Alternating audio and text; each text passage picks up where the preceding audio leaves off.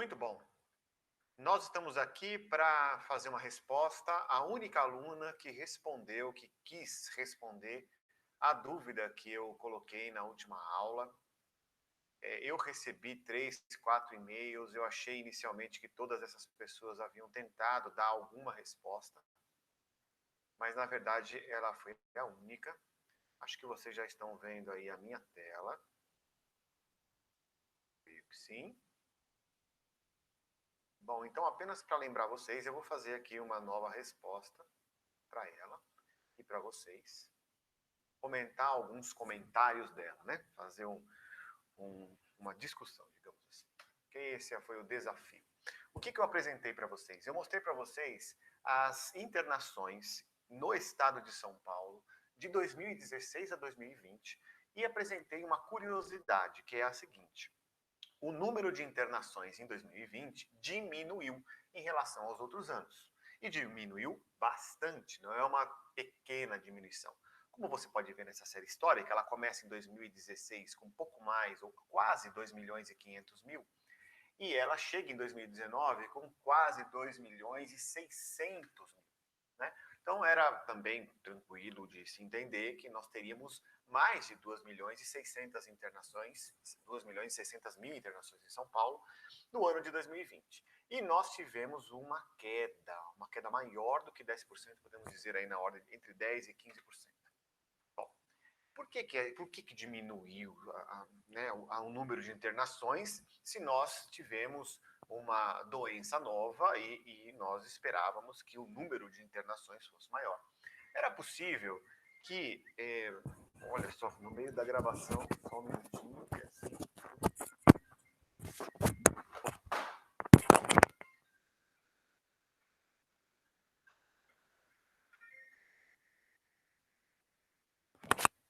peço desculpas, mas vamos continuar mesmo assim. Vamos lá. Então, era possível, né, que nós tivéssemos um número de internações muito maior, né, que chegasse lá a casa dos 2 milhões e 600 mil. E aí, por que nós tivemos menos internações? Qual foi uma suspeita? A suspeita foi a seguinte, essa doença nova, Covid-19, causa uma internação mais prolongada. Então, se nós tivermos um aumento da média de permanência em dias, isso vai justificar a diminuição do número de internações no ano de 2020. Só que quando a gente pega a série histórica, nós temos inclusive em 2016 uma média de permanência maior. Veja que a média de permanência de 2020 é semelhante à de 2017, mas a gente não vê uma variação muito grande aí entre esses anos. Isso aí é uma variação habitual anual, né? Então, a diminuição do número de internações não foi por causa do aumento da média de permanência. Ok, eu vou contar umas experiências comuns aqui diante desse cenário, né? Com uma outra situação. Quando eu trabalhei em um município aqui de São Paulo, da região da Grande São Paulo, por um determinado momento, nós tivemos um aumento da mortalidade neonatal. E nós fomos estudar por quê. Por que nós tivemos esse aumento da mortalidade neonatal? A suspeita inicial era de que havia uma infecção hospitalar, né, na maternidade, e que isso estaria causando, então, o aumento do número de mortes, né, tanto neonatal precoce quanto tardia. E o que nós constatamos com a avaliação? Nós seguimos um passo a passo, digamos assim. Né? Realmente nós vimos que era necessário melhorar os protocolos de cuidado em relação à prevenção de infecções hospitalares, etc. e tal, lá. Mas isso ainda não justificava aquele aumento. Nós vimos ao mesmo tempo que tinha um aumento da frequência de prematuridade. Portanto, os nascidos vivos corriam mais risco de morte pelo fato de serem prematuros. Né? Então fomos estudar por que estava aumentando tanto a prematuridade. Será que o número de consultas pré-natal era insuficiente? Né? Não estava tendo uma assistência pré-natal correta, né? Boa? E não foi o caso. O número de consultas era o mesmo, né? De sempre. E ele estava atingindo 7 consultas. Então esse também não era o problema. Mas será que a qualidade da consulta era boa? Então, nós avaliamos alguns aspectos e vimos que tinha uma alta incidência de infecção do trato urinário nas mulheres. Isso não denota de forma nenhuma que a assistência era ruim, porque esses casos eram diagnosticados. e o tratamento era prescrito. Os diagnósticos estavam sendo feitos regularmente. Só que nós percebemos uma mudança que havia sido feita há pouco tempo atrás, que era a centralização da distribuição de antibióticos. Então, os antibióticos que faziam, né, que o médico prescrevia para dar o tratamento da infecção urinária nessas grávidas, antes elas pegavam esse medicamento, na própria unidade básica de saúde. E a partir de determinado momento, isso foi centralizado, ela tinha que se deslocar até a farmácia central da cidade para conseguir o medicamento. Então, muitas, embora tivessem a prescrição na mão, elas não iam até lá, né, e não se tratavam. Portanto, a infecção urinária causava prematuridade, a prematuridade aumentou a mortalidade. Foi isso que aconteceu. O que nós resolvemos? A distribuição do medicamento voltou a ser descentralizada e aí, como resultado, as mortes voltaram para os patamares comuns. Muito bom. Um outro exemplo aqui, já não é um exemplo prático da nossa vida atual, mas é um exemplo que está na literatura. Né? Antes de chegar nesse slide, eu pensei que eu já estava nele, desculpe. O que houve nesse caso aqui? Houve um erro na organização da assistência. Um erro na organização da distribuição do medicamento. Tá? Um erro na organização da assistência farmacêutica. Agora sim, falando em literatura, eu estou aqui com um livro que é o livro que se intitula Epidemiologia, da editora Revínter. Leon Gordes é o autor, né? E nas páginas 10 e 11, a gente tem um caso muito curioso, que é de John Snow, né? E aqui eu preciso ler para vocês, aqui está nas páginas 10 e 11, muito rapidamente. Diz o seguinte: a figura 1.12 é uma pintura de John Snow. Snow viveu no século XIX e ficou muito conhecido como o anestesiologista que administrou clorofórmio à rainha Vitória no parto. Entretanto, a verdadeira paixão de Snow era a epidemiologia do cólera, uma doença que era o maior problema da Inglaterra na metade do século XIX. Na primeira semana de setembro de 1854, aproximadamente 600 pessoas residentes a poucos quarteirões da Broad Street, em Londres, morreram de cólera. Naquele tempo, o registrador geral era William Farr. Os dois homens tiveram uma discussão sobre a causa do cólera. Farr aderiu ao que era denominado a teoria miasmática da doença, os miasmas. Nós falamos sobre isso na nossa primeira aula. Hein? De acordo com essa teoria, que era aceita comumente naquele tempo, a doença era transmitida por um miasma ou uma névoa que baixava na superfície da Terra. Vamos lá? A doença era transmitida por um miasma. E olha, ideia que era aceita comumente naquele tempo. Quer dizer, todo o povo acreditava nisso. Então a massa acreditava que William Farr estava correto. Ok? Muito importante salientar isso. Se fosse assim, poderíamos esperar que uma pessoa que vivesse a uma altitude mais baixa deveria ter um risco maior de contrair a doença transmitida por essa névoa. Olha só. Então, para comprovar de que realmente era o miasma, então nós tínhamos que ver na população se quem morava nas regiões mais baixas deveria ter um risco maior de contrair a doença. E aí, o que Farr fez para provar a sua ideia, a sua hipótese? Farr coletou dados para sustentar suas hipóteses na tabela 1.1. Está aí a tabela do seu lado direito. Os dados são muito consistentes com sua hipótese. John Snow não concordou. Olha só, se você olhar aí para essa tabela, você vai ver que é menor que 20 é a elevação acima do nível do mar. Tá? Então, nas regiões mais baixas, você teve uma taxa maior, um coeficiente maior, 120 mortes para cada 10 mil habitantes. Então, isso comprova a teoria de William Farr de que as pessoas que moram em menores altitudes, né, têm mais mortes, portanto, é a névoa, é o miasma o causador disso. Correto? É isso que ele está dizendo e isso daí comprova, não é isso? Mesmo assim, John Snow não concordou. Ele acreditava que o cólera era transmitido através de uma água contaminada. Em Londres, naquele tempo, uma pessoa obtinha água contratando uma das companhias de abastecimento de água. A captação de água das companhias era feita em um ponto muito poluído do rio Tâmisa. Em um dos pontos, uma das companhias, a Lambeth Company, transferiu sua captação de água para uma parte menos poluída do rio Tâmisa, mais acima. E as outras companhias não mudaram seu local de captação. Snow raciocinou, então, que a mortalidade por cólera seria menor nas pessoas que utilizavam água da Lambeth Company do que aqui naquelas que obtinham água de outras companhias.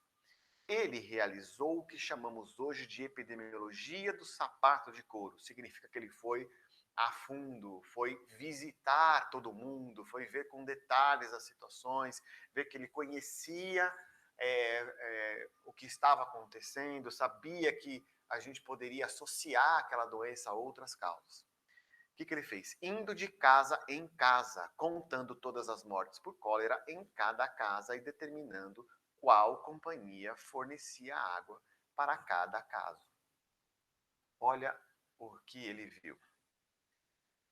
Que nas duas companhias acima, aquelas que não mudaram o lugar, aquelas que tiraram de um lugar poluído, olha lá o coeficiente de mortalidade, 315 a cada 10 mil casos, é a letalidade. E olha só a letalidade na Lambeth, que mudou, 38. Diferença grande, não? Quer dizer, mesmo havendo uma suspeita, pelo estudo de William Farr, não só a suspeita de William Farr, mas toda a população cria nos miasmas, não é verdade? Então, eles estavam errados, tanto William Farr quanto toda a população. E John Snow se tornou famoso por isso. Vamos seguir em frente. Fica claro para vocês que essa teoria está equivocada. Seguindo em frente, William Farr diagnosticou errado, portanto, não teria condições de resolver o problema. John Snow diagnosticou corretamente, o que permitiu uma intervenção correta. Importante para vocês, dados, ou seja, qual é a taxa de mortalidade, eles são insuficientes, eles não são suficientes. Os dados geram indicadores. Só que só os indicadores também não são suficientes. Eles precisam de uma correta interpretação para a gente chegar na informação em saúde. E é a informação em saúde que embasa um correto diagnóstico para permitir uma intervenção assertiva, ok? Então, dados não são suficientes, indicadores não são suficientes. Nós precisamos transformar isso em informação em saúde. Para isso, muitas vezes você precisa percorrer um caminho mais longo, mais detalhista, né? Com maior detalhe, para que você saiba exatamente o que fazer. Aí a minha pergunta continua sendo essa. Menos internações em São Paulo em 2020 e não houve mudança na média de permanência. Por quê? A aluna se arriscou em responder, ela está de parabéns pela tentativa. Vou cumprir o combinado, né, com ela e com todos, em relação a notas, sobre dizendo, né? E olha só a análise que ela fez, eu vou mostrar algumas coisas que eu achei interessantes. Ela pegou a minha tabela e pintou. Ela pintou de verde o que diminuiu. Vocês podem ver aí que a mortalidade está dividida por capítulo da Classificação Internacional de Doenças, né? E aí o que está em verde diminuiu. São as internações que diminuíram em número, estou falando de números absolutos. E o que está em roxo aumentou. Então a gente pode ver que a única coisa que aumentou, né, foram as internações pelo capítulo 1, algumas doenças infecciosas e parasitárias, onde está a Covid. Está a Covid. O que a gente tem como análise? As causas respiratórias, que historicamente, nesse pequeno espaço de tempo, aí eu estou falando de 5 anos, né? 2016 a 2020. As doenças respiratórias giravam em torno de 230 mil internações por ano. Tem 237 mil em 2016, 234 mil em 2017. E, enfim, em torno de 230 mil. E em 2020, 168 mil. Coloquei aqui que caiu de 230 mil, em média, para 170 mil. Estou colocando números aproximados. É uma queda grande. uma queda bem grande, né? Você pode considerar aí 20%, uma queda muito grande. Estranho, não? E as causas cardíacas caíram de 230 mil para 200, de 270 mil para 230 mil. Também é uma queda grande. Não tão grande quanto as causas respiratórias, mas é uma queda grande. E as causas infecciosas e parasitárias dobraram. Né? Dobraram, olha, passaram de 100 para 200 mil. E as quedas totais, as internações totais, desculpa, caíram entre 10% e 15%. Não é uma variação temporal, porque essa variação é muito grande, né? Para você dizer, de um ano para o outro diminuiu um pouco, é normal. Normal é aumentar um pouquinho, na verdade, né? Mas é uma variação só, não quer dizer muita coisa. Não, não é esse caso. É uma diminuição muito grande entre 10% e 15%. Realmente precisa ver. Mas ela deu um exemplo aqui muito bom, esse slide aí é dela, tá? O anterior também onde ela mostra, comparando as causas de internação por problemas respiratórios, veja o histórico, né?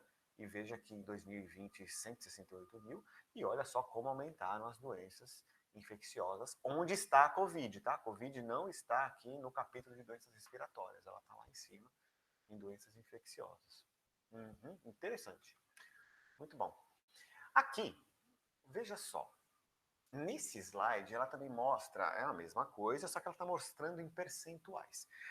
Tem uma pequena falha nesse slide, porque no anterior a gente tem todos os anos. Eu fiz esse apanhado de 2016 até 2020, aqui ela pega apenas 2018 e 2019 para comparar com 2020. Então, essa diferença, na verdade, é maior. Se você pegar as médias de 2017, 2018 e acrescentar aí, nós vamos perceber que a queda das doenças respiratórias, né, ela é maior do que 26%, como também o acréscimo, né, das doenças infecciosas e parasitárias é maior que 76%. Pode não ser uma grande diferença, mas é uma diferença que é importante.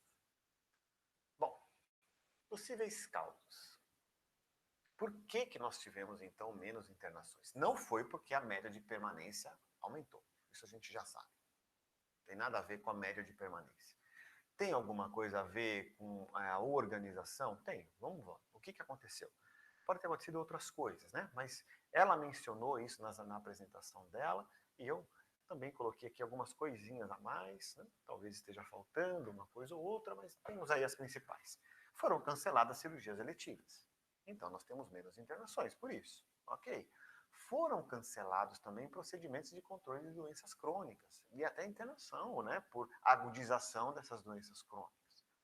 Nós também tivemos uma menor circulação de pessoas e tivemos menos causas externas, menos acidentes, menos atropelamentos. Isso de fato aconteceu. Né? A menor circulação das pessoas pode ter causado uma diminuição da transmissão de doenças respiratórias. Eu não tenho absoluta certeza disso, mas é uma possibilidade. Ok, é uma possibilidade. Uma menor disposição das pessoas para procurarem assistência hospitalar. Mas será que isso mudou o número de internações? Não sei.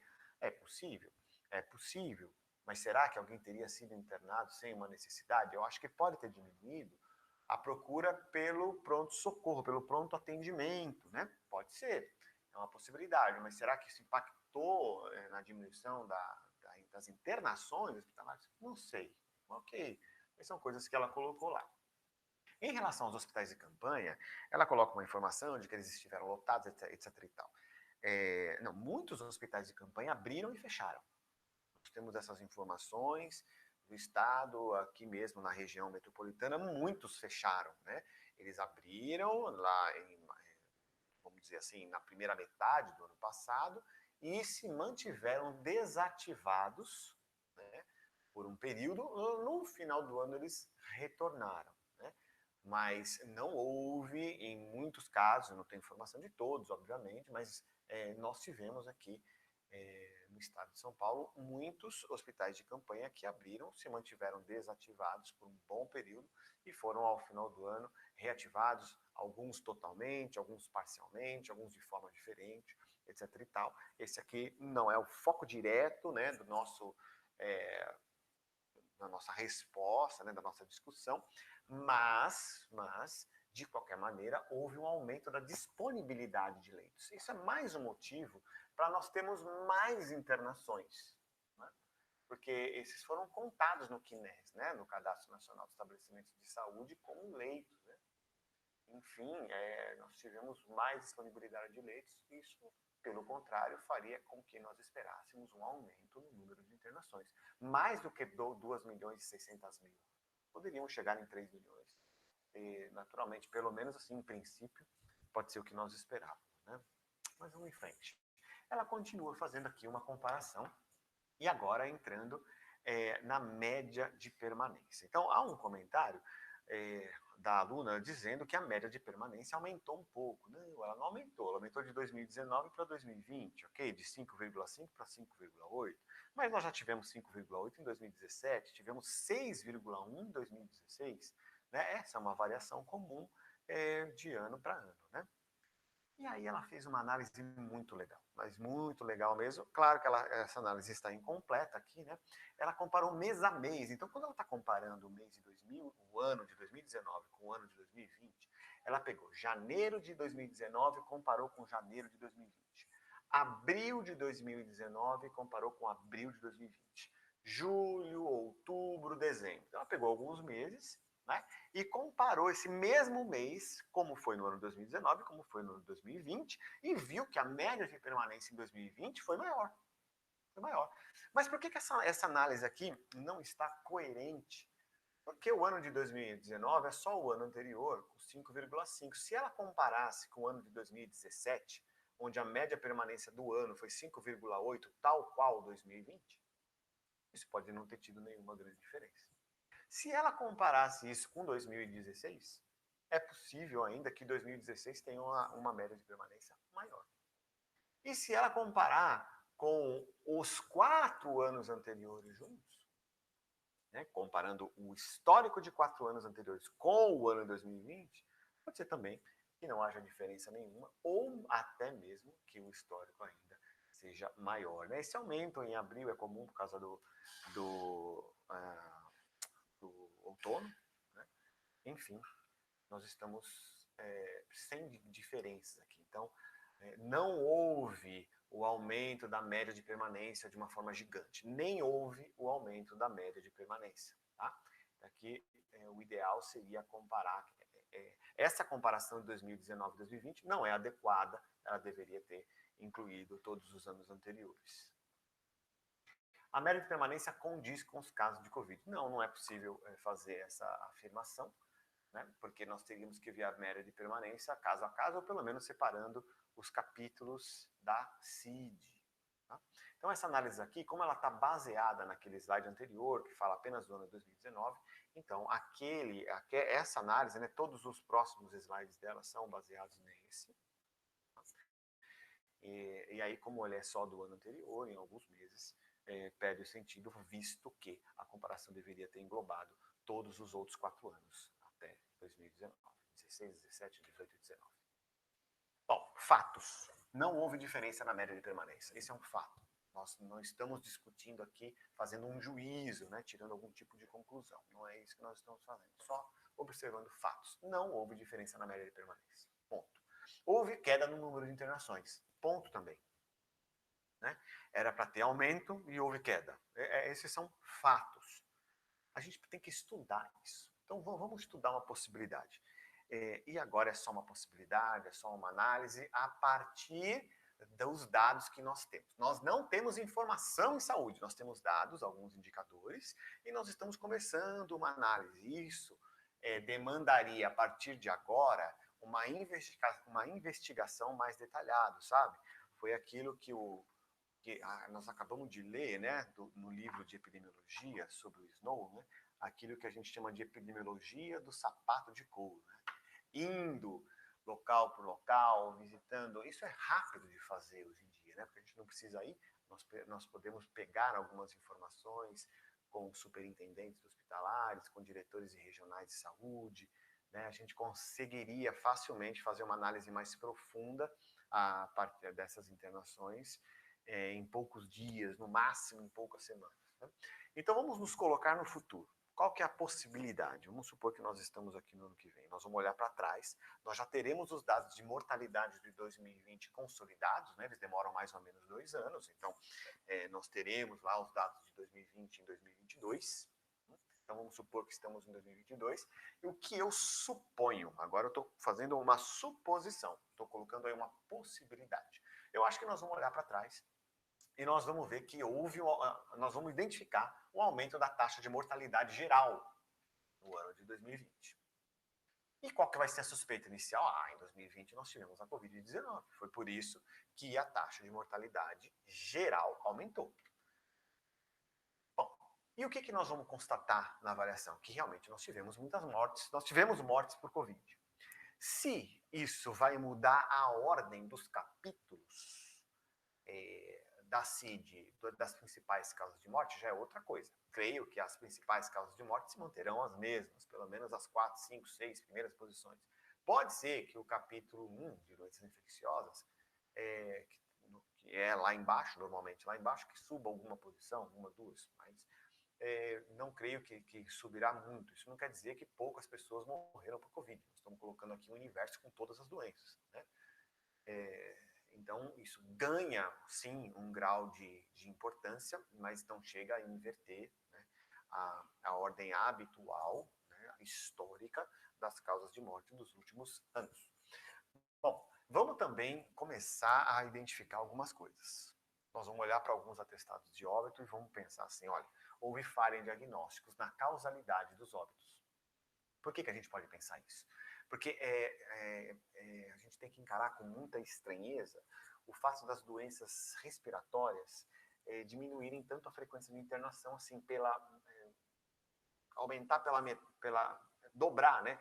Eu ia falar que diminuiu pela metade, não chegou a diminuir pela metade, mas houve uma queda muito brusca, né, das internações por doenças respiratórias e um aumento para o dobro das doenças infecciosas e parasitárias.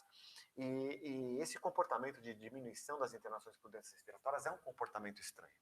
É possível, como os sintomas, né, se confundem aí nos casos, é possível que muitas internações tenham tido como causa uma doença respiratória comum, anterior, né, diferente da Covid-19. Né, e que, inicialmente, eles foram diagnosticados, visto a dificuldade, a demora de alguns dias, foram diagnosticados como suspeitos de Covid-19 e, muito provavelmente, em alguns casos, permaneceu Covid-19. Tá? Mas isso não foi diagnosticado ao longo da internação, que não era, etc e tal. Sim, isso teria que acontecer. Mas a gente teve um tipo de organização da assistência que foi a criação de covidários. O que é covidário? O que eu quero dizer com essa palavra? Foram criados em muitos hospitais, e é por isso que precisa ter uma avaliação detalhada para falar isso de forma contundente. Estou colocando aqui uma suspeita, uma possibilidade. Lugares em hospitais reservados para atender pessoas com Covid. Só que nesses lugares entram os casos confirmados, mas entram também os casos suspeitos. E muitas vezes, esses casos suspeitos podem não ter nenhum tipo de infecção viral, pode ser um outro caso. Caso de infecção cruzada pode acontecer? Pode, mais difícil?